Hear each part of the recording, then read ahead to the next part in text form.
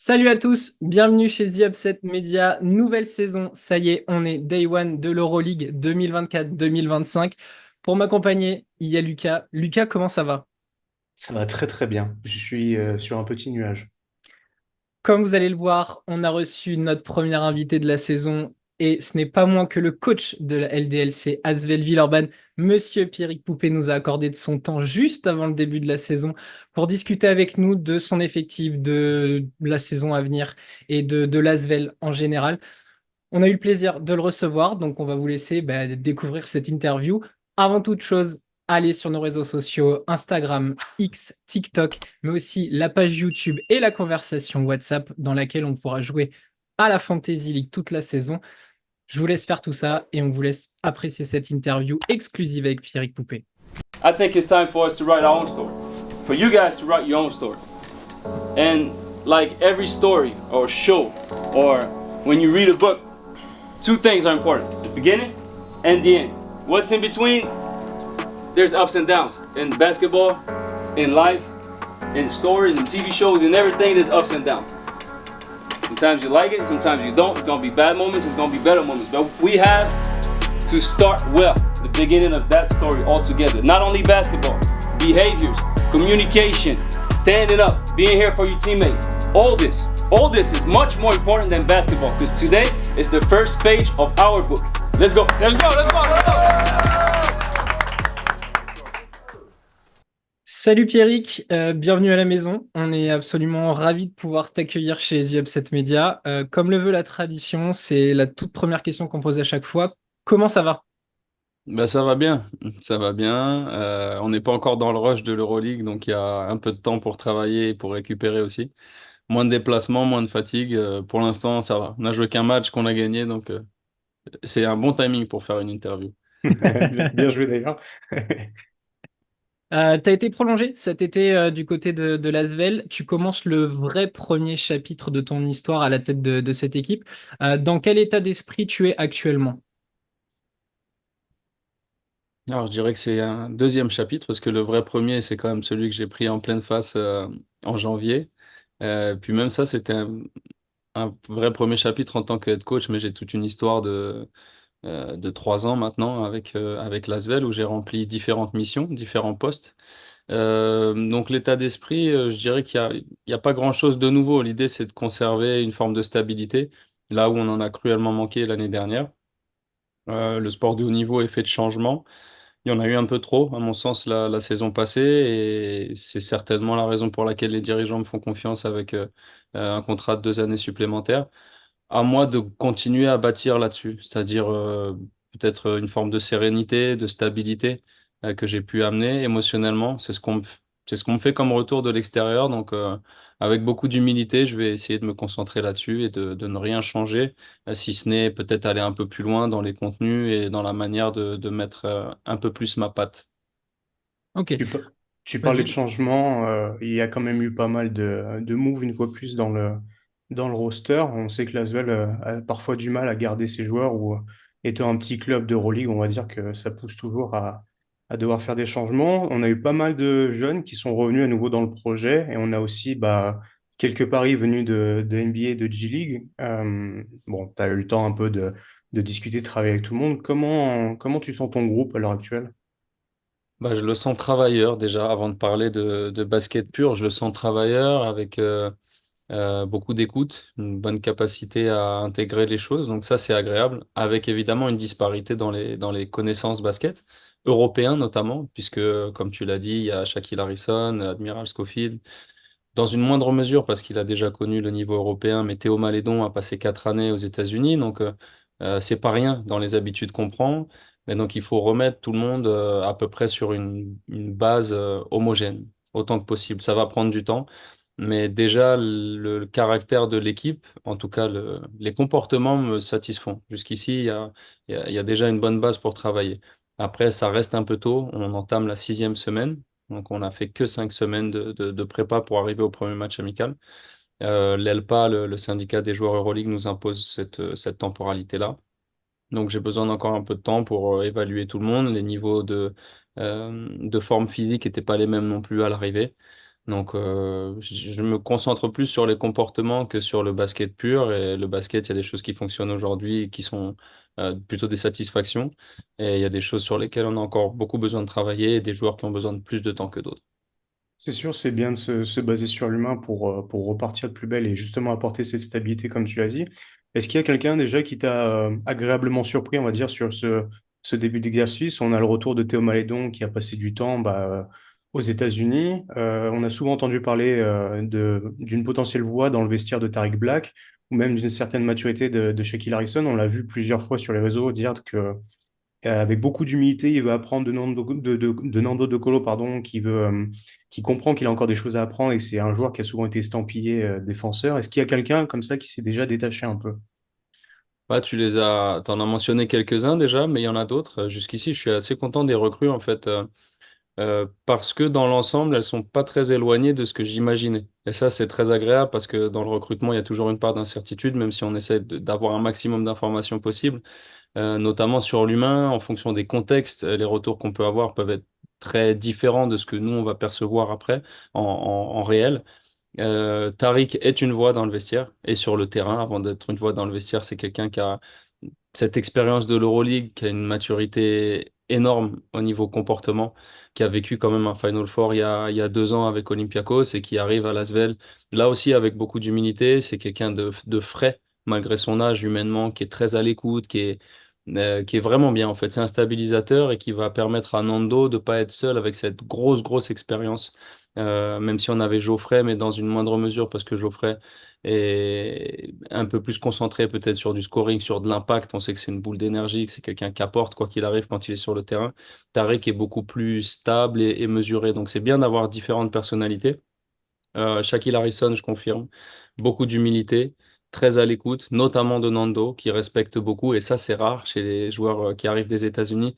En général, ils ont tendance à se voir un peu plus fort que pas que ce qu'ils ne sont forcément, mais que les Européens, juste Mhm, parce que c'est les vrai. Européens ne sont pas issus de leur formation basket. Et lui est arrivé avec déjà des connaissances sur pas la manière de jouer en Europe, mais les gens. Donc il a regardé les JO, il a vu Nando, c'est quelqu'un qui respecte et il aime bien. D'ailleurs, je vous confie un truc ce matin, j'ai discuté avec lui et je lui dis avec quel joueur tu as un feeling particulier, est-ce qu'il y a quelque chose qui te plaît dans les associations? Et il m'a dit tout de suite Nando.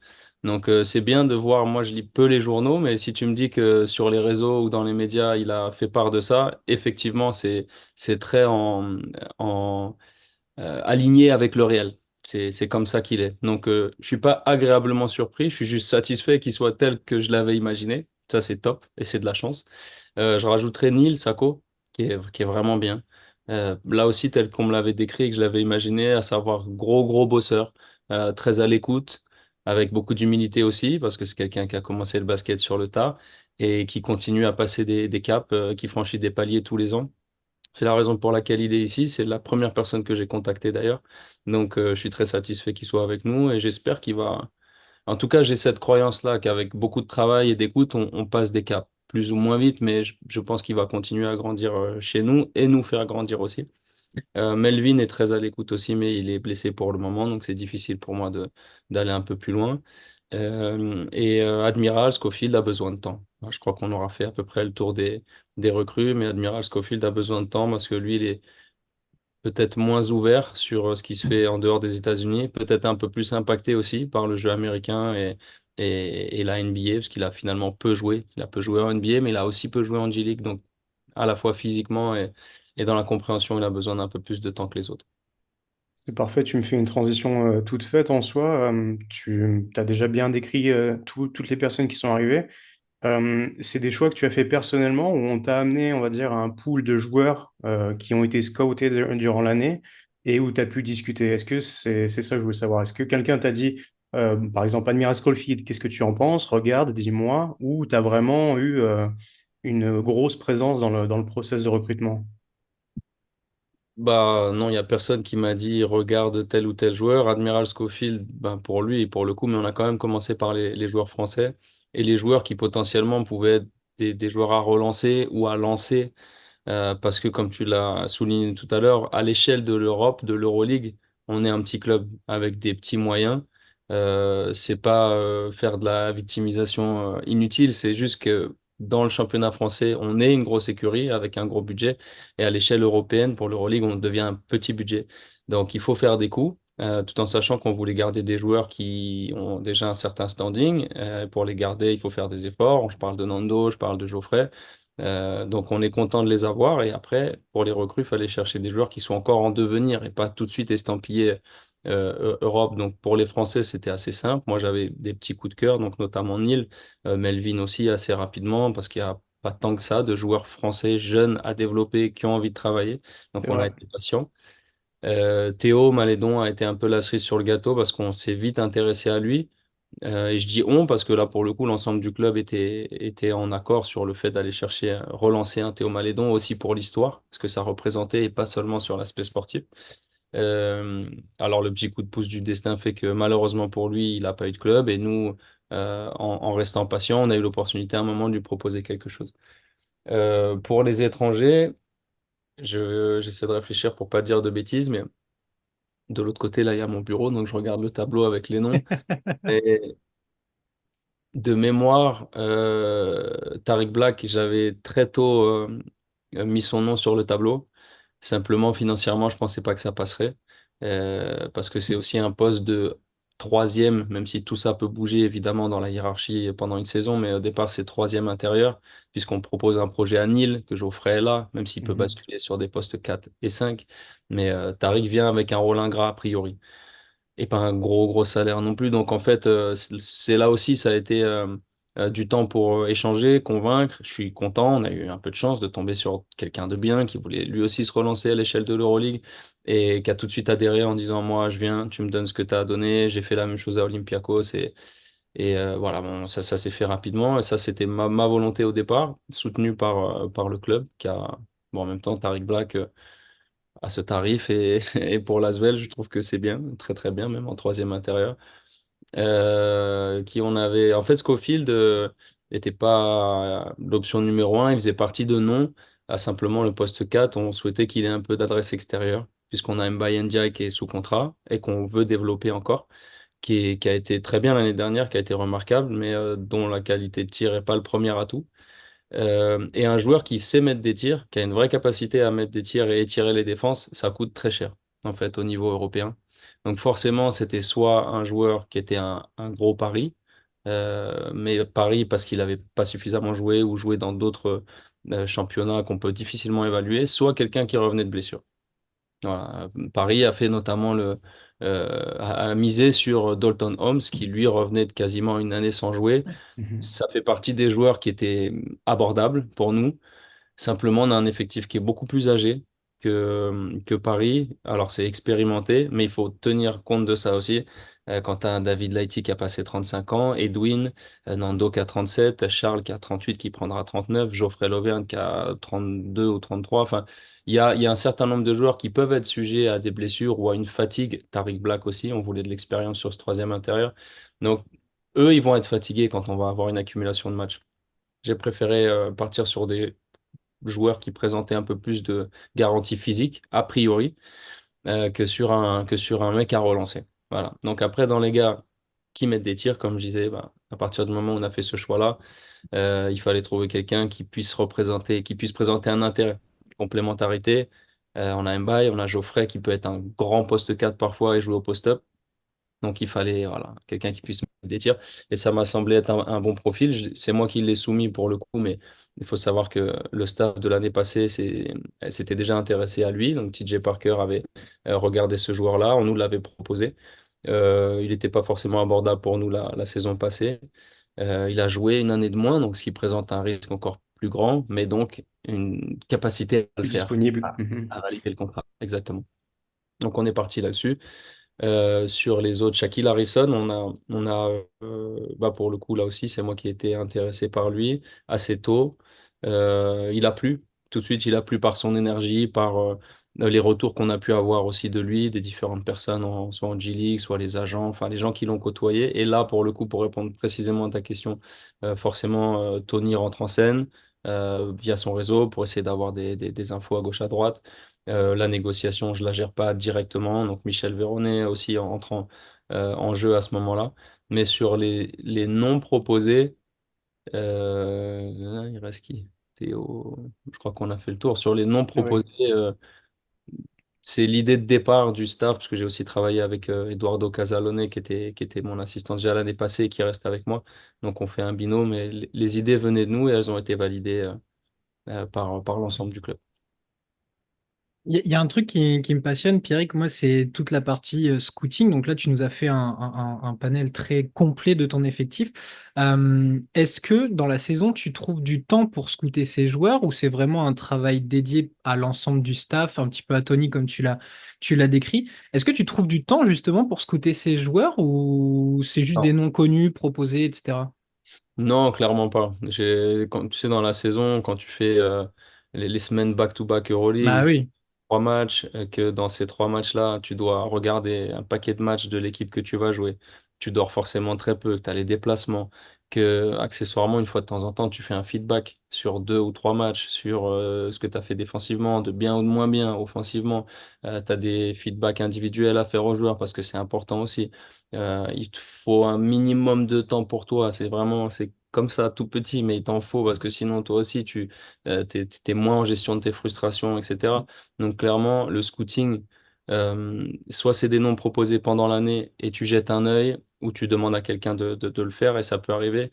Antoine Chevrier, qui nous a rejoint cette année, qui était à Cholet, qui a une vraie capacité d'analyse et de mise en forme au niveau vidéo et scouting, peut-être aura ces missions-là une fois de temps en temps pendant l'année, mais là aussi, on a tous tellement de travail. On est un staff qui n'est pas hyper garni. Aujourd'hui, il y a Eduardo Casalone, Antoine Chevrier et moi. Et Joseph Gomis qui nous file un coup de main, mais qui est quasi exclusivement sur le développement des joueurs, player développement. Donc, c'est quand même maigre pour un staff Euroleague. Il y a d'autres clubs comme Milan ou d'autres qui ont énormément de moyens et qui ont une cellule de scouting. Nous, la cellule de scouting, elle est voilà, des noms qu'on nous propose. Michel peut regarder une fois de temps en temps, Véroné. Tony, par son réseau aussi, va connaître une personne ou une autre, mais je pense que ce qui est d'abord intéressant pour nous, c'est de regarder ce qui se fait pas trop loin de chez nous, à Hein. savoir les joueurs français. Et là, il y a beaucoup plus de facilité pour les suivre. Je pense à Neil et Melvin notamment. Ouais, que vous croisez tout le temps. Bah oui. Oui, puis on les voit évoluer aussi, c'est sur plusieurs années, donc on peut essayer de se projeter, on peut tenter d'imaginer quelque chose. Et après, sur les joueurs étrangers, ben, je veux dire, Tariq Black, il n'y a pas besoin de le scouter. Au moment où j'apprends, parce qu'on reçoit les listes assez tôt, et puis les agents savent à peu près dans quelle fourchette on va se situer, nous, dans ce qu'on peut donner. Donc, ils essaient d'aiguiller aussi. Voilà, vous aurez peut-être, en fonction de ce que vous pouvez donner, tel ou tel joueur disponible. Et bien sûr, on regarde les listes. Quand on a le temps, on regarde tout. Des joueurs qui sont peut-être même pas intéressants, qui seraient en Roumanie, où je l'ai fait notamment l'été dernier, qui a priori correspondent pas à ce que nous, on recherche en termes de niveau. Mais pourquoi pas? Par exemple, Adrian Nelson, qui est à Bourg-en-Bresse, que j'aime Ouais. beaucoup, qui est un très bon joueur Oui. et était pas sous les radars. Et en fait, très tôt l'année dernière, on a reçu des listes, une sur laquelle il était mentionné. Et puis en fait, moi j'ai beaucoup aimé et j'ai douté sur sa capacité à mettre des tirs, mais ça aurait très bien pu être un joueur à qui on aurait fait une offre. A priori, c'était pas pour nous. Voilà, il était dans une équipe allemande très moyenne, une première saison où il jouait entre poste 5, poste 4, donc undersized 5, mais pas non plus hyper shooter parce qu'il jouait que poste 5 en université. Ouais. Donc ça, on a regardé. J'ai pris le temps de scouter, on l'a regardé ensemble. Ça aurait été une bonne pioche, par exemple, je pense. Mais on n'y est pas allé parce que peut-être pas assez de garanties, ou on n'a pas pris cette direction-là. Mais on ne scoute, pour répondre voilà, purement et simplement à ta question, on ne scoute pas énormément pendant l'année, sauf si on insiste, quelqu'un insiste pour qu'on regarde un joueur qui pourrait présenter pour nous une opportunité. Je suis ravi de toutes les réponses, de tous les détails qu'on obtient, ça me fait vraiment plaisir. Évidemment, bah oui, en tant que fan de Lasvel, donc Et moi, j'ai vraiment, ça. l'impression que je parle beaucoup, par contre. Ah non, non, bah, Oh, bah, tu es l'invité, Pierrick, hein. On a des questions, tu nous donnes beaucoup d'éléments de réponse, et je pense que ça va être intéressant pour ceux qui nous écouteront. Tu as parlé d'Eduardo Casalone, qui était donc l'assistant de Gianmarco Poseco auparavant, Mhm. et beaucoup de gens avaient cette image indissociable, c'est-à-dire que partout où Poseco allait, il embarquait Eduardo avec lui. Et j'ai été un peu surpris personnellement de le voir rester une fois que bah, Gianmarco du coup a été remercié du côté de Lasvel. Comment fonctionne ce duo maintenant qu'on sait que il va être là pour cette saison? Il y a une vraie bonne entente qui s'est créée du coup. Ouais, bah, en fait, on a vécu des choses assez similaires. Moi, je suis arrivé ici pour, à l'époque, travailler avec Victor Wembanyama en partie, mais il y avait une opportunité de gonfler le staff justement du travail individuel parce que Victor arrivait. Donc, c'était pour accompagner Joseph Gomis dans un premier temps et à la demande du club, mais particulièrement de TJ Parker, qui est un ami d'enfance, donc que je connais de longue date. Et au moment où le club décide de se séparer de TJ, ça fait partie du boulot, bien sûr, et ce sera mon cas prochainement, on sait juste pas quand, mais c'est comme ça, le boulot, voilà, c'est une des choses qui est inhérente à l'activité de coach. Moi, je l'ai pas très bien vécu, forcément, puisque, il y a un premier staff qui se casse et des choses à recomposer. Donc, malgré tout, je suis resté. J'ai pas pour autant dit, bon, ben voilà, moi, comptez plus sur moi, j'avais un contrat en cours. Et je pense que à la fois pour moi comme pour ma famille, c'était la meilleure option de rester ici. Donc quelque chose s'est cassé, mais j'ai décidé de continuer et d'essayer de grandir, d'apprendre et de construire. Et en fait, ce qui s'est passé quand Gianmarco est arrivé, c'est que évidemment, ils ont ce binôme qui est très fusionnel presque, passionnel, parce qu'en plus, il y a le côté euh, Italien. italien, la comédie dell'arte. C'est très sympa à vivre d'ailleurs, parfois moins, mais dans l'ensemble, c'est très sympa. J'aimais beaucoup Gianmarco. C'est quelqu'un de drôle, quelqu'un d'attachant, singulier, parce qu'il a un caractère, voilà, c'est Gianmarco. Et effectivement, ils n'ont pas du tout la même relation, Gianmarco et Eduardo, que celle qu'on a construite avec Edo. Donc, quand Gianmarco est parti, il a lui aussi de son côté réfléchi et il a souhaité continuer et il m'a dit, moi, je serai avec toi. On essaie de construire quelque chose. À l'époque, c'est, on est la dernière option. Joseph Gomis, qui est player développement, il vient avec nous et il gonfle le staff et on se retrouve à trois. Donc, il n'y a pas trop le temps de se poser des questions. Si tu décides de rester, on se serre tous les coudes, chacun fait ce qu'il peut. Et bien sûr, la charge de travail va être énorme, la charge émotionnelle aussi, parce que il y avait un groupe qui était meurtri, qui avait été blessé par beaucoup de choses, en fait. Donc, rattraper ça, le vivre ensemble et par chance, bonheur, travail, réussir à remonter légèrement la pente. Sur la fin de saison, même si évidemment il y a la frustration de ne pas être allé en finale ou de ne pas avoir gagné quoi que ce soit. Mais je pense qu'on a montré des belles choses sur la scène européenne notamment. Les joueurs ont montré qu'ils étaient juste à leur place et c'était déjà beaucoup. Montrer qu'on est dans une équipe Euroleague et on mérite d'être des joueurs Euroleague. Bah, vivre tout ça ensemble, ça permet de construire quelque chose. C'est toujours plus simple de s'associer ou de s'allier à des gens qui sont comme nous. Edo et moi, on est très différents, donc c'est pas si simple au début. Mais par contre, quand on arrive à traverser les épreuves, c'est là où, à mon sens, se situe la vraie richesse, c'est que des gens très différents arrivent à travailler ensemble et tirer le meilleur de l'un comme de l'autre. Donc ça s'est construit comme ça, il n'y avait rien de programmé. Et je crois que l'histoire est belle parce que c'est un peu surprenant pour tout le monde, mais en fait, quand je re-signe, la première personne à qui, enfin, avant même de re-signer d'ailleurs, parce que je dis Edo, si jamais à un moment ils me regardent et ils envisagent que je reste pour les saisons suivantes, la première personne à qui je demanderai de rester, c'est toi. Et tout de suite, il me dit, bah, moi, je signe tout de suite.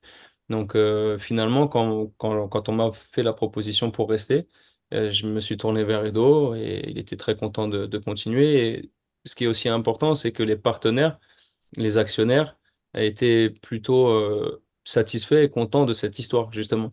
De se dire, bon, bah, on a cassé un premier binôme, il y en a un qui est resté, on a cassé un deuxième binôme, il est resté, et ces deux-là qui sont restés, c'était pas prévu, c'est inattendu, mais ça fonctionne bien ensemble, et eux décident de rester pour faire grandir le club. Donc, voilà comment ça s'est construit. Belle histoire. La vita est Ouais, belle là. ouais, j'avoue. Il n'y a rien Euh, de... En plus, j'embellis pas, hein. J'essaye pas de scénariser quoi que ce soit, c'est vraiment comme ça que ça s'est passé. ouais, c'est cool. Tu le disais tout à l'heure en préambule dans le début de l'émission, t'aimerais mettre un petit peu plus ta patte sur cet effectif que du coup tu as bien avec toi maintenant. Justement, comment tu pourrais définir le style que tu veux apporter à cet Asvel? Attention, je te précise les questions qui vont arriver après. On a quelques petites stats qui nous ont été envoyées par des amis. Donc voilà, comment définirais-tu déjà le style que tu veux me donner à cet Asvel? Bah, avant de parler de basket, parce que je pense que le basket, tout le monde le connaît à ce niveau-là de pratique et beaucoup connaissent mieux que moi, avec plus d'expérience et probablement plus de compétences. Mais avant de parler de basket, je pense qu'il faut donner un style général. Euh, je pense qu'on a été un club et peut-être encore un peu mal aimé Il y a quelque chose autour de l'Asvel qui cristallise, pas forcément du positif, euh, voilà, quelque chose qui est pas, je sais pas, sympathique ou je sais pas trop exactement pourquoi, mais ça s'est construit comme ça parce qu'on avait beaucoup de moyens. Maintenant, on en a moins, mais on reste l'Asvel, voilà, l'Asvel, les dollars de Tony Parker. Il y a des choses comme ça qui sont dans l'inconscient collectif, qui sont ancrées et j'aimerais bien qu'on en sorte parce qu'au quotidien, euh, c'est pas évidemment si simple. C'est de moins en moins le cas d'ailleurs, et puis on voit Monaco nous a largement dépassé sur le plan des moyens. Paris est aussi en train de vraiment grandir et probablement qu'ils nous sont déjà passés devant. Mais au niveau de ce qu'on peut contrôler, le groupe, le staff élargi, et donc ce que va renvoyer la structure, j'aimerais bien qu'on soit un peu plus séduisant, qu'on soit un groupe reconnu comme humble, à l'écoute et qui donne tout sur le terrain. Ça peut faire très cliché, mais on est dans un milieu où le business a pris une grande partie. Les joueurs ont des contrats confortables quand même. Je parle de l'Euroleague hein, en règle générale. Et c'est pas si simple d'avoir des gars qui se battent sur le terrain et qu'on a envie d'aimer. Je me mets à la place du public, à la place des gens de l'extérieur qui voient des gens passer, ça change d'une année à l'autre, etc. Nous, on a essayé de faire un effectif avec des gens qui potentiellement peuvent accrocher et peuvent amener des choses. Shaquille Harrison pour le côté un peu spectacle, Tariq Black pour le côté danse aussi, parce qu'on aime toujours voir des guerriers, des gens qui font des choses qui sont pas forcément valorisées dans les stats. Et donc, j'aimerais ça, avant de parler de statistiques basket et de style de jeu. Et s'il peut y avoir d'humilité, du travail, un peu moins râler sur les arbitres, parce que c'est quelque chose aussi on a identifié qu'on était une équipe ou un club de râleurs. On va rester râleurs parce qu'on est français, mais il ne faut pas qu'on le fasse plus que les autres. Et voilà, si on peut avoir cette maturité-là, je serai très content parce que ça nous aidera aussi à progresser d'un point de vue basket. Et donc, si on a tout ça, on pourra avoir un peu plus de contrôle du ballon parce qu'on aura confiance les uns dans les autres, un peu plus de partage aussi du ballon, donc purement chiffré. Idéalement, c'est ce qu'on a fait un peu l'année dernière. On verra si les chiffres viennent corroborer ça, mais baisser légèrement les balles perdues, augmenter un peu les passes décisives, avoir une meilleure complémentarité dans la prise de tir, que ce soit à 3 points, à l'intérieur, etc. Donc ça devient purement tactique. Je trouve que c'est un peu barbant, moi, les chiffres. On n'est pas des matheux, donc t'en fais pas non Ouais, plus. là pour le coup, D'ailleurs, on a demandé de l'aide, donc voilà, ça veut tout dire. Bah voilà, le style, c'est ça. Et après, dans le recrutement, vous voyez aussi le style que je veux donner. C'est pas juste moi, on a essayé d'aller dans le sens du basket moderne. Donc avec plus d'arrières, évidemment, puisque les équipes qui gagnent ont des arrières. Alors on a fait avec nos moyens, mais l'année dernière, on avait Paris Lee qui était un peu esselé, puisque derrière c'était Noam Yakov. On avait un projet jeune qui a très peu joué dans un premier temps et à qui on a essayé de donner beaucoup par la suite. Mais Paris s'est retrouvé fatigué et parfois en manque de concurrence dans le côté positif de ce qu'amène la concurrence. Maintenant, on a Shaquille Harrison, Paris Lee, on a Nando qui avait été beaucoup blessé aussi, mais qu'on peut redécaler maintenant vraiment en tant qu'arrière. On a Théo Malédon. L'année dernière, on avait Edwin qui portait un peu trop la balle aussi, même s'il est capable de le faire et qu'il a été remarquable. Donc l'idée, ça a été de tenter de rééquilibrer avec des joueurs qui sont capables de tenir la balle et de créer sur pick and roll. Voilà. Ça, c'est le premier truc. Ensuite, des joueurs besogneux qui permettent à ces joueurs-là de faire ce dont je viens de vous parler. Et là, c'est Nil Sako, Tariq Black. Parce que Geoffrey on a déjà la capacité à marquer des points poste bas ou enchaîner les actions, jouer du post-up. Avec Neil, on a ce qu'on n'avait pas les dernières années, enfin un intérieur qui est capable d'être dissuasif défensivement.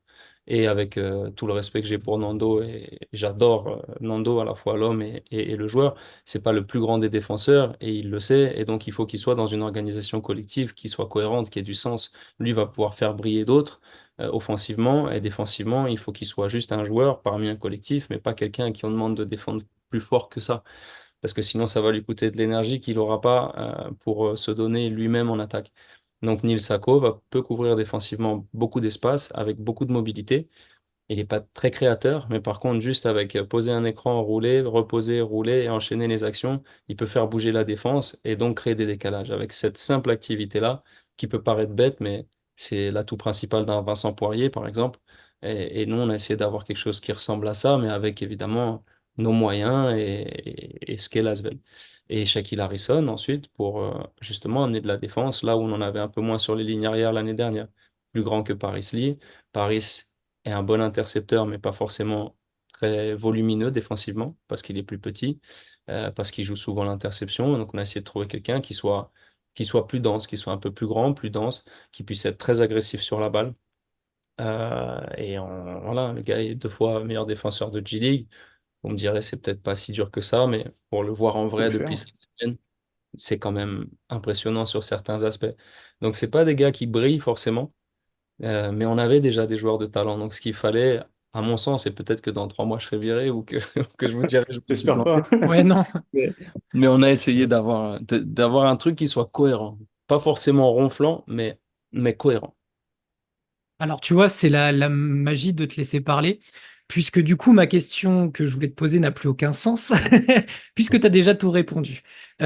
C'est parce que du coup, on passe le bonjour à Clutch Data qui nous a fourni des stats et qui prouvait que depuis ta prise de poste sur le banc de l'Asvel, ben, l'équipe défendait mieux. Donc, tu en as parlé parce que tu as parlé de Shaquille Harrison, etc. Tu parlais du pick and roll où vous étiez devenu plus efficace. T'en as parlé avec Neil qui donc s'ouvre très bien. Donc finalement, tu vois, la magie de te laisser parler, c'est que tu as déjà répondu à ma question. Donc voilà, c'est très belle analyse déjà de Clutch Data et puis au moins ça correspond à ce que tu veux continuer à faire. Et j'espère que ce sera le cas. Mais bon, après, ça m'arrive de travailler un peu et j'avais déjà certaines stats, même si j'aime pas trop les regarder. Mais quand j'ai repris, on était facilement la dernière défense d'Euroleague. Et l'équipe qui perdait le plus de ballons aussi, et l'équipe avec le moins bon pourcentage à 3 points. Donc il y avait, on va dire que c'est la chance de reprendre quand tout va mal, c'est qu'il y a des choses qui sont très identifiées. Donc effectivement, on a changé l'organisation défensive de manière à utiliser ce qu'on avait dans le passé. Donc Youssouf Afal, qui était aussi un joueur très dominant, mais sur pick and roll, qui avait très peu de mobilité à la fois offensivement et défensivement. Et c'est vrai qu'on a réussi à inverser enfin, en tout cas, diminuer et rééquilibrer la balance des statistiques. Donc, si on peut le faire encore plus cette année, peut-être qu'on pourra commencer à parler d'un style. Ouais, pour l'instant, c'était juste une opération sauvetage. On va voir si j'arrive à confirmer. Je trouve que le style déjà commence à bien avoir son empreinte, hein. On a vu l'utilisation d'Emba Ndiaye sur la dernière partie de saison qui a enfin eu son temps de jeu et qui, je trouve, l'avait bien rendu sur le parquet. J'espère qu'on en verra plus. Tu as l'air de vouloir faire jouer les jeunes. De toute manière, beaucoup sont arrivés, donc ça se répond en soi. Euh, je trouve, à première vue d'œil, ça manque quand même un peu de spacing. C'est un peu ce qui est revenu aussi. Tu l'as dit, ça va dépendre de, par exemple, Admiral Schofield et sa capacité à stretch derrière l'arc. Est-ce que c'est un point préoccupant de se dire que l'année dernière, l'Asvel n'était pas forcément avait pas une bonne réussite à 3 points? Est-ce que cette année, on est parti sur le même constat et de se dire, il faut vraiment qu'on travaille dessus ou on va devoir compter avec parcimonie sur une adresse régulière, quoi. Ouais, ça fait partie encore une fois, dans une construction d'effectifs avec des moyens limités à l'échelle de l'Euroleague, hein, je parle. Il faut faire des choix. Soit on prend des joueurs de talent qui peuvent mettre des tirs, mais qui n'auront peut-être pas le volume, donc il n'y a pas la garantie non plus de les marquer, ces tirs-là. Ou alors, défensivement, peut-être qu'on n'existera pas, parce que oui, ils peuvent marquer des points, mais si on encaisse le double en Euroleague, qui est une ligue qui va moins vite que la Betclic, je pense, mais qui est beaucoup plus impactante, il y a une dimension physique qui est bien plus importante que dans notre championnat local. Nous, par rapport à nos moyens, ayant identifié ça, bien sûr, parce que la stat des 3 points à la fois pris, enfin tenté et le pourcentage était très mauvaise l'année dernière. Donc, il n'y a pas besoin d'être ingénieur pour identifier ça. Simplement, une fois qu'on cherche, je vous ai dit à peu près les profils qu'on pouvait avoir. On aurait pu prendre Dalton Holmes. Ah, il n'aurait pas encore joué. On le voit avec Paris. Après, il n'y a vraiment pas 50 noms sur le marché sur un poste 4. Après, on pourrait prendre des joueurs peut-être aussi à droit, mais ils ne pourraient pas tenir la balle. Ils ne pourraient pas être des meneurs en capacité d'être dépositaires du jeu et complémentaires de Paris. On aurait pu prendre quelqu'un d'autre que Shaquille Harrison, puisque clairement, c'est pas sa force première de marquer des tirs à 3 points, même s'il peut les mettre notamment dans les corners. Mais c'est un choix. Voilà, c'est un choix et si on perd, je vivrai avec ça. Je vivrai avec le fait d'avoir une équipe qui marque peut-être, parce que ça, c'est ce qu'on suppose au début d'année, moins de tirs à 3 points. Je préfère me dire que l'assise défensive est plus importante, parce Mm. que l'adresse peut fluctuer. Mais c'est un choix, c'est toujours un parti pris. Quand on fait une équipe, on l'oriente comme on peut, comme on veut. J'avais des joueurs sous contrat aussi, hein. Mbaye Ndiaye, on ne pourra pas me taxer d'avoir pris un joueur qui n'est pas très adroit à 3 points. Mbaye, il est comme ça et je suis content de l'avoir. Simplement, il fallait trouver des complémentarités et voilà. Geoffrey est capable de mettre un peu à 3 points. Est-ce que j'allais chercher quelqu'un, un vrai stretch five, par exemple, style Voigtman, mais qui aurait été très fragile, parce qu'avec nos moyens, prendre un stretch five, on va le chercher en BCL si on a de la chance, et encore, faut le trouver. Donc ça devient un joueur vraiment de rôle. Bah, j'ai préféré me dire qu'on allait chercher en densité, avec Tariq et l'expérience, et avec Neil sur le développement et tout l'humain dont j'ai déjà parlé. Après, on a essayé de mettre cette petite touche-là quand même, en se disant que Melvin, même si ses pourcentages sont pas, à mon sens, révélateurs de la capacité du bras qu'il a. C'était, Ouais, c'était compliqué à Saint-Quentin. Tout le monde le voit bien comme un potentiel 3D. C'est pour ça il avait été scouté du côté des Dallas Mavericks l'année dernière à Saint-Quentin. Il est jeune dans un projet jeune, on l'attend énormément. Donc c'est sûr que quand on voit 31% à 3 points, ça reflète pas ça. D'ailleurs, la série à Lasvel en playoff, les pourcentages ont explosé, même si le volume est plus petit, quoi. ouais, c'est ça. Donc là aussi, encore une fois, c'est un pari, c'est miser sur la capacité d'un joueur à remplir une case qui n'est pas forcément celle qu'il avait à l'instant T. Mais on reviendra toujours aussi aux moyens, à la volonté de développement du club, enfin l'ADN de l'organisation. Donc on a fait avec ce qu'on avait. Après, il y a toujours plus adroit. Mais plus adroit, tu perds autre chose. Nous, on Mhm. a choisi des choses, bah, on a peut-être moins adroit. Mais je désespère pas. On a des joueurs qui peuvent marquer des paniers. On verra bien. C'est vraiment intéressant parce que nous, en tant que juste fans de basket, à faire notre petit podcast depuis notre chambre, on s'amuse avec Romain à faire justement une version MyGM et on avait fait l'Asvel à 2 reprises. Ouais. Il suffisait de voir en commentaire, à notre toute petite échelle, on avait des commentaires qui nous disaient c'est mal foutu, vous faites n'importe quoi. Et on expliquait que bah voilà, Romain était dans telle démarche, j'étais dans telle démarche de à nouveau avoir des jeunes, ou parfois il faut faire simplement des choix et prendre en compte que bah il n'y a pas la carte bleue illimitée Ah, et que et ça, ça malheureusement bah, je suis très content de te l'entendre dire parce que beaucoup de gens l'oublient que oui peut-être c'est l'Asvel, il y a de l'argent etc. Mais il y a une vraie concurrence et malheureusement c'est pas on clique sur la liste c'est comme les ça. courses au magasin quoi. Ouais, c'est ça. C'est ça. Après, c'est notre métier. Quand on accepte de passer coach, il faut vivre avec tout ça. Le supporter de foot lambda, il connaît mieux le foot que Didier Deschamps. Donc, pourquoi le supporter de basket, il connaîtrait pas mieux le basket que Pierrick Poupé ou n'importe quel coach Euroleague. Ça fait partie du truc. Et après, si ça marche, eh ben, on dira que c'était un bon choix. Et si ça fonctionne pas, tout le monde dira ce qu'il fallait faire. Ça fait partie du jeu. Ici, donc tu as découvert Upset, on parle beaucoup d'Euroleague. Ouais. Justement, cette compétition, donc la compétition reine en Europe, comment tu évalues le niveau global depuis allez, 3 4 ans où vraiment tous les ans on a l'impression de se dire c'est la meilleure année. Chaque année, on a de plus en plus de joueurs, allez, avec le cachet NBA qui arrive. Comment tu évalues tout ça de manière globale, hein? Toi, même en tant que fan et ancien joueur de basket. Bah, d'abord, je trouve que c'est pas seulement applicable à l'Euroleague. Tu vois, justement, si je dois faire un parallèle avec ce que j'ai connu, j'ai eu la chance de connaître plusieurs ligues, donc jusqu'à l'Euroleague et aussi la Pro B, dans des niveaux moyens, moyen moins. Et en fait, c'est une uniformisation des niveaux basket. Il y a, même si en fait on s'écarte un peu dans le style, la NBA et l'Europe, à mon sens, toujours un peu plus, enfin, et FIBA, la NBA et FIBA. En termes de qualité individuelle des joueurs, franchement, nous, on a des mecs de plus en plus grands, on a des mecs qui savent faire de plus en plus de choses. Avant, les grands, ils étaient dans la raquette. Maintenant, on leur donne la possibilité de tirer à 3 points. Le meilleur exemple de ça, c'est Victor, évidemment, ou Wembanyama. Mais forcément, si tout le basket devient meilleur et s'uniformise, toutes les ligues deviennent meilleures. Je regarde un peu la Pro B parce que j'y ai joué. Enfin, je regarde. Je suis, j'ai pas trop le temps, mais je suis une fois de temps en temps les résultats. Et c'est vrai qu'on y voit des noms, on voit des rosters qui n'aurait pas existé il y a 10 ans. En fait, il y a 10 ans, Pau qui descendait en Pro B, on savait tout de suite qu'il remontait. Et à Limoges, c'était pareil, parce qu'il n'y avait pas cette capacité de tous les clubs à gonfler un petit peu le budget, à aller chercher des joueurs. Et il y a une banque de joueurs aussi qui est beaucoup plus importante.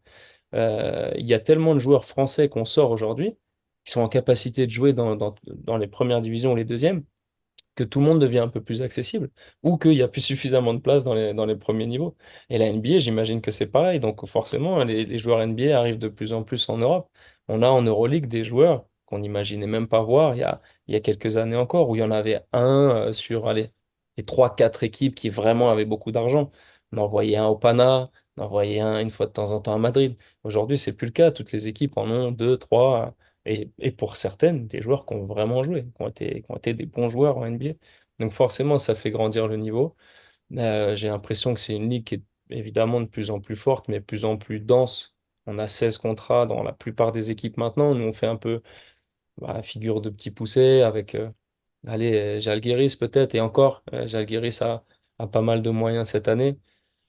Alba qui va être tout en bas, mais pour les autres, je pense que tu as 15 ou 16 équipes, Paris notamment, Monaco, qui ont 16 contrats. Et 16 joueurs professionnels de bon niveau, identifiés et qui ont fait leurs preuves, quoi. Donc en ça, c'est positif et à la fois, c'est hyper concurrentiel. Donc là aussi, il faut idéalement, si les gens pouvaient prendre conscience de ça, que c'est très difficile et qu'il suffit pas de s'appeler Lasvel et d'avoir gagné des titres pour exister dans une compétition, quand bien même on aurait un passe-droit pour quelques années. Est-ce que tu as regardé la décision que l'Euroleague a prise sur les 2 prochaines saisons, tout ce qui concerne les salaires, le salaire moyen, le salaire minimum, l'envie d'avoir une espèce de, pas de luxury tax, mais d'avoir un plafond moyen pour beaucoup d'équipes. Est-ce que c'est quelque chose que vous avez suivi un petit peu? Moi, j'ai suivi de loin, sincèrement, et de manière générale, mais pas que là-dessus. Je choisis mes combats et j'essaie voilà, de contrôler ce que je peux contrôler. Et pour ce qui est des finances, du board de l'Euroleague et des décisions qui sont prises, quand elles seront complètement actées et qu'on nous les imposera, je commencerai à me pencher là-dessus. Bien sûr, j'ai eu des échos parce que ELPA aussi, le syndicat des joueurs Euroleague, via nos représentants, fait passer des informations. Je sais qu'il y aura du changement, mais je ne suis pas en première ligne. Je ne suis pas aujourd'hui. Rien ne dit que je serai toujours en poste demain non plus. Donc, pour l'instant, moi, je me focalise sur l'équipe, le basket. Et si ça permet à toutes les équipes de pas avoir trop de disparités déjà, parce qu'aujourd'hui, on est dans une ligue où entre le premier budget et le dernier, il y a quand même un gouffre. 45 millions d'écart. C'est énorme. Et ouais, mais il y a une histoire de taxes aussi. Après ça, l'Euroleague pourra rien y faire, mais nous, en France, on est assez impacté. Ouais. Je veux dire, il y a les 3 quarts des clubs facilement qui n'ont pas les mêmes charges à débourser pour un salaire net. Et le joueur, lui, il vient pour un salaire net. Donc, en plus de ça, à l'Asvel, bon, c'est le cas aussi à Paris, mais on doit être deux, quoi. Tous les autres clubs n'ont pas ça à prendre en considération. En plus, avec les impôts à la source, pour les Américains, les étrangers, ça leur fait bizarre, quoi. Ils arrivent, ils ont l'habitude de parler en net, et puis bah, finalement, ce qui leur reste dans Ils leur... découvrent ce que c'est after taxes. Et ça fait toujours un petit quelque chose. Donc, on peut pas ne rien dire et les laisser avoir la surprise. Donc, quand on le met en avant, les agents le font. Enfin, je pense que les agents les plus francs et honnêtes le font. Parfois, d'autres le font pas, mais quand ils le font, tout de suite, pour nous, c'est se tirer une balle dans le pied. Mais il faut faire avec. C'est une autre chose à prendre en considération. Donc j'ai suivi, mais sincèrement, un, je maîtrise pas, et deux, je veux pas m'y attarder. D'accord. Bah, tu as parlé de Paris justement dans ta réponse. Troisième club français francophone en Euroleague.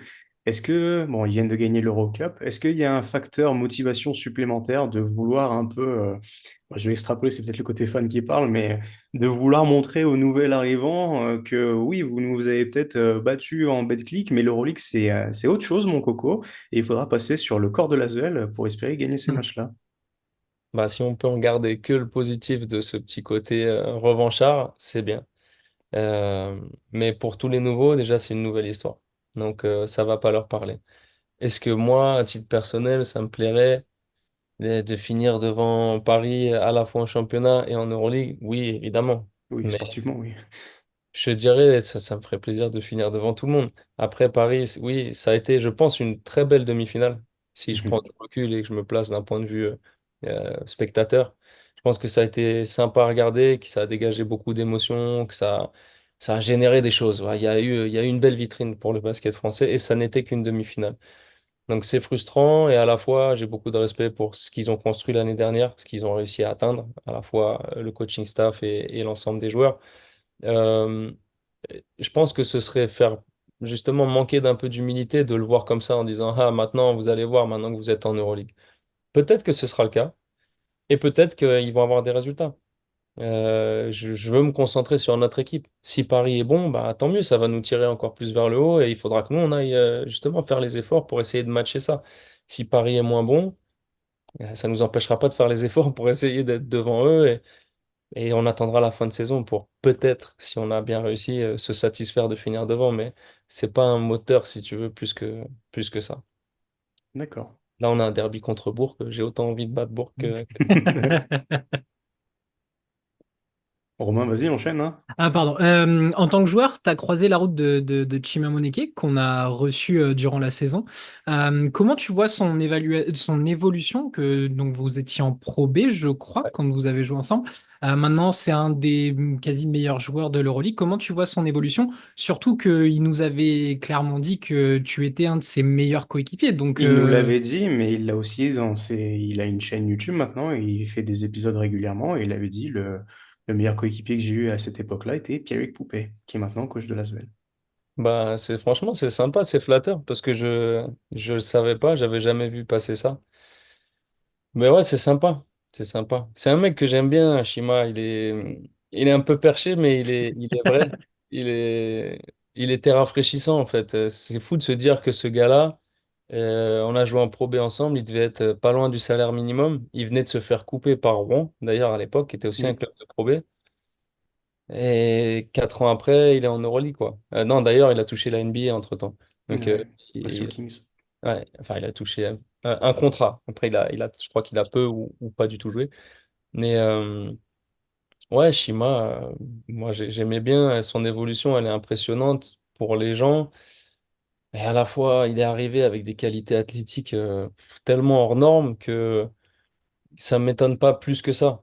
Là où il a vraiment fixé quelque chose, c'est sur sa capacité à mettre des tirs. Et dans un premier temps, des tirs ouverts, maintenant des tirs parfois difficiles après dribble. Et ça vient certainement aussi de son côté très confiant, parce qu'il est arrivé avec beaucoup d'humilité. Il venait de se faire couper, donc le contraire aurait été étonnant, mais il posait beaucoup de questions.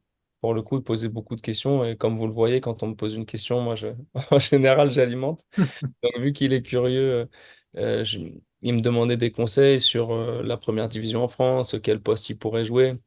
Il avait à l'époque dans l'idée de jouer poste 3 pensant que même ce qui peut être légitime, étant plus petit, il s'est dit, si je veux me faire une place à haut niveau, il faut que je joue poste 3. Et je me revois lui dire, tu sais, Shima, c'est pas une histoire de centimètres, c'est qu'est-ce que tu vas faire et où est-ce que tu vas avoir le meilleur rendement. Donc si tu es capable de mettre des tirs, il avait un geste parasite de toujours prendre un dribble comme on fait dans les séries de tirs avant de shooter. Et si tu es capable de prendre des tirs, de les mettre, et après, sur un dribble ou deux, de finir au cercle, tu seras un poste 4. Alors, j'imaginais peut-être pas en Euroleague à l'époque, mais tu seras un poste 4 tous les jours en première division et qui pourra jouer. D'ailleurs, il n'a jamais touché le poste 3 depuis, et il est devenu effectivement un des postes 4 les plus efficaces d'Euroleague. Donc, ça me parle en plus parce que, encore une fois, je disais ça tout à l'heure pour Neil, à mon sens, le travail et l'humilité, ça t'amène toujours quelque part. Et Shima, derrière son côté extravagant et son côté un peu perché, c'est un bosseur et il a une grande confiance en lui, mais il prend pas les gens de haut. Il reste toujours humble et j'aime bien cette simplicité-là, ce côté simple qu'il peut avoir. on arrive sur la fin de l'interview avec toi, Pierrick. On t'en a un petit peu parlé tout à l'heure, mais qu'est-ce que tu aimerais dire là aux fans de l'Asvel qui ont parfois peut-être perdu confiance en cette équipe ou qui sont parfois un peu trop exigeants, comme on le soulignait tout à l'heure? Qu'est-ce que tu aimerais leur dire à l'orée de cette belle saison qui s'annonce? Ben, pas grand-chose en fait. J'aimerais leur montrer plus que leur dire parce que dire des choses, ça amène à rien. C'est faire des promesses inutiles et la confiance, ça se gagne, ça se décrète pas. Donc, si les gens ont perdu un peu confiance, bah, moi j'ai vu la salle de l'Asvel à l'Astrobal ce week-end remplie. J'ai vu qu'en demi-finale, ils avaient vraiment de quoi apporter et qu'on pouvait être un chaudron comme aux plus belles heures de l'Asvel. Donc, on va simplement essayer de se montrer à la hauteur de ça, avec nos moyens, donc avec toujours beaucoup d'humilité c'est normal de critiquer, donc je dirais même aux supporters, vivez le truc à fond. La passion, c'est l'essence même du fait de supporter un club. Donc avec passion, critiquez-nous, aimez-nous. Tant qu'il n'y a rien de personnel, tout va bien. Et nous, de notre côté, on fera ce qu'on peut pour être les meilleurs possibles en espérant que à la fin, on puisse se réunir autour de bons moments de victoire, j'espère. À l'heure où devrait sortir cette interview, votre programme, c'est simple, ça va être Maccabi pour l'Euroleague, Monaco en championnat, puis derrière, vous jouez la Virtus. Un petit programme sympa qui s'annonce. Et pour commencer la saison européenne, c'est du premier, deuxième catégorie, comme si on doit parler de vélo, mais finalement, c'est un bon test. Ouais, c'est très simple, comme tu l'as dit. Euh, Il y a que des tests, en fait. Il y a que des tests et c'est ce qui est à la fois fatigant, mais hyper stimulant et riche dans cette activité-là. Et à l'Asvel aussi, c'est de trouver des solutions constamment. On sait très bien contre qui on va jouer. Euh, là encore, avec beaucoup d'humilité et du travail, on va voir ce qu'on est capable de produire. Les premiers matchs, vu qu'on a eu des oppositions, je dirais pas relatives, mais les styles de jeu sont différents. De la Betclic à la Pro B, de la Betclic à l'Euroleague, et on n'a pas encore affronté d'équipe d'Euroleague. Et c'est pas une histoire de niveau de jeu, c'est une histoire de jeu tout court. Et donc l'Euroleague étant plus impactante, comme je disais tout à l'heure, qui a beaucoup plus de volume à la fois dans les rosters, mais aussi chez chacun, c'est toujours un peu plus grand, un peu plus costaud. C'est difficile aujourd'hui de dire ce qu'on fera et comment on va pouvoir s'opposer à des équipes d'Euroleague. Monaco en étant une, même si on les joue en Betclic, on peut dire que là, on a Bourg-en-Bresse qui est une très belle équipe d'ailleurs Ouais. ce week-end, mais je pense que l'interview à sortira après, si je comprends bien. Ouais. Déjà, soit Ouais. gagné, soit perdu. Mais on n'a que des Bah tests. attends, on va dire bravo déjà pour cette victoire. Voilà. Non, on n'a que des tests. On n'a que des tests et c'est bien. C'est bien. Quand, faut y croire aussi. Je veux dire, dans le style que j'ai envie, que j'aimerais idéalement de transmettre, et c'est de croire en soi. Parce qu'il n'y a pas de raison qu'en travaillant dur et en faisant preuve d'humilité dans l'approche des choses, on réussisse pas à faire des belles choses. Alors peut-être pas tout le temps, peut-être pas autant que les plus gros budgets, mais en tout cas, il faut y croire. Faut y croire et c'est pas le roster qui fera gagner. C'est des choses des fois qui dépassent la simple tactique et le simple recrutement. Donc, on va y croire, on va travailler et on verra ce qu'on pourra y faire. Et la prochaine fois, peut-être qu'on se parlera pour faire un bilan. Avec plaisir. Ouais, grave. Romain l'a dit, première équipe, ce sera le Maccabi. On sait qu'ils vont jouer sans William Gabriel, qui est blessé pour 3 4 semaines. Est-ce que tu as déjà ton starting five arrêté pour l'opposition? Non. Parce que je crois que l'Asvel devait se rendre en Israël pour jouer un tournoi où il y avait Tel Aviv dedans. Ça a Ouais. été annulé, ça aurait pu être un bon échantillon pour se préparer. Donc tu m'as répondu non. Il n'y a pas de... Non, non, non, parce que j'ai déjà pas mon 5 majeur de ce week-end. Puis ce serait idiot d'avoir un 5 majeur identifié pour le Maccabi. Je sais pas qui sera apte. Et ça, c'est quelque chose que j'ai appris aussi en arrivant ici. Et c'est la raison pour laquelle toutes les équipes ont un roster qui est très large. La veille du match, tu commences à vraiment peaufiner. Il y a des idées, bien sûr, mais me focaliser aujourd'hui sur le Maccabi me sortirait des matchs que j'ai à préparer avant. Et c'est pareil pour le staff, même si Antoine notamment a déjà un regard sur Maccabi. Moi, je m'interdis pour le moment. Je sais qui ils sont, je sais qui ils ont comme joueurs, mais dans la précision, dans le détail, non, pas encore, parce que je veux garder mon cerveau vraiment connecté pour les Ouais. équipes. Et on verra. Parce que c'est toujours délicat. Je pense que l'année dernière, on a joué Milan avec des blessures, Barcelone avec des blessures. Nous, hein, on a manqué de joueurs. Et en fait, on dit toujours qu'une bête blessée est plus dangereuse. Finalement, à la fois pour soi, parce que ça donne de l'énergie pour se dire, bon, il va falloir qu'on en fasse plus. Il y a aussi des joueurs qui jouent peut-être moins, qui jouent plus, donc qui sont en confiance à la fois pour l'adversaire ou peut-être en se disant ah bah tiens Geoffrey Lauvergne il joue pas ça va être plus facile tiens Youssoupha Fall il joue pas bon bah Milan l'année dernière Youssoupha était dans une phase incroyable où il avait été énorme à Munich à Virtus etc. Et puis on le perd la veille ou 2 jours avant le match et là on se dit mais qu'est-ce qu'on va faire et ben, finalement on gagne parce que c'est toujours perturbant on a été très bon parfois avec Mbaye Ndiaye en 5. Alors le gars qui me dit ça avant de débuter la saison, je lui dis non mais t'as craqué en Euroleague, ça marchera pas. Mais on peut tout à fait trouver des solutions et c'est pas les solutions que les autres travaillent. Alors c'est valable pour les autres, peut-être que Maccabi jouera petit et changera sur tous les écrans, ce qui nous perturbera. Donc on va attendre la veille ou 2 jours avant pour vraiment parler de Maccabi. Pour bien creuser dedans. Ouais, exactement. Dernière question, Pierrick. Qu'est-ce que le Pierrick Poupée de 2024 dirait au petit Pierrick Poupée qui, selon nos informations, voyageait dans le van Toyota de sa maman pour accompagner l'amicale laïque des Essarts quand il était petit? Ouais, vous êtes bien informé. On t'expliquera après, promis. C'est ça? Ouais, non, vous êtes bien informé, mais après, tout le monde va me le ressortir, ça, si tout le monde vous regarde. On coupera si tu veux Non, pas. non, non, pas de problème. Il n'y a rien à cacher. Toyota Light Ace. Ouais, c'était. Qu'est-ce qu'il dirait? Bah, ce petit-là, déjà, il avait quel âge? Il était jeune. Je pense que je lui dirais continue à croire en toi, tu vas y arriver.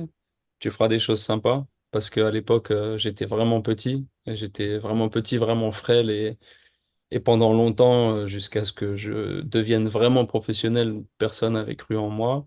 Alors pas à faire des miracles, hein, mais juste à arriver à vivre de ma passion. Donc je lui dirais certainement ça, parce que ça fait toujours du bien d'entendre une personne autre que ses parents. Parce que heureusement, mes parents m'ont toujours accompagné. Mais une personne autre qui dit tu peux croire en toi, continue, et le travail, ça t'amènera quelque part.